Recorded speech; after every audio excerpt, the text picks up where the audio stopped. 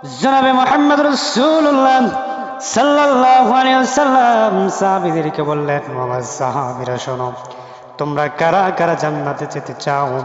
আল্লাহ রাসূল সাল্লাল্লাহু আলাইহি ওয়াসাল্লাম 16ই রমজান মসজিদে নববীতে বসে সমস্ত সাহাবীদেরকে লক্ষ্য করে বললেন, একজন সাহাবীও প্রথম কাতার থেকে হাত তুললেন না, দ্বিতীয় কাতার থেকে কেউ হাত তুললেন না, তৃতীয় কাতার থেকে কেউ হাত তুললেন না, চতুর্থ কাতার থেকে একজন সাহাবী, যুবক সাহাবী, তার নাম মিকদাদ রাদিয়াল্লাহু তাআলা আনহু, তিনি হাত তুললেন, বললেন, ইয়া রাসূলুল্লাহ, ইয়া হাবিবাল্লাহ, আমি যুদ্ধের ময়দানে যেতে চাই।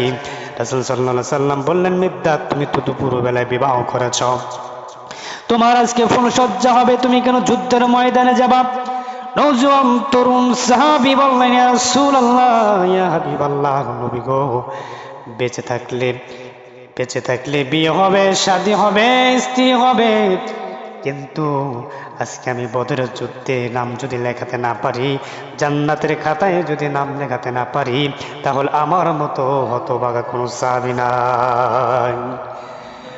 এইভাবে 311 জন সাহাবী রেডি হয়ে গেলেন এবং 313 জন সাহাবী নাম লেখে যখন রাসূল সাল্লাল্লাহু আলাইহি সাল্লাম খাতাটা নিয়ে পরের দিন যুদ্ধের ময়দানে যাবেন, 311 জন সাহাবী নিয়ে রাসূল সাল্লাল্লাহু আলাইহি ওয়াসাল্লাম যখন যুদ্ধের ময়দানে রওনা দিলেন, প্রতিমধ্যে 2 জন ছোট সাহাবী, তিনারা বললেন, ইয়া রাসূলুল্লাহ, ইয়া হাবিবাল্লাহ, আপনারা কোথায় যান?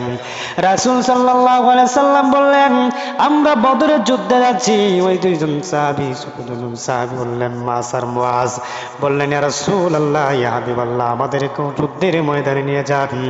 2 জন ছোট ছোট সাহাবী, তারাও যুদ্ধের ময়দানে অংশগ্রহণ করেছে।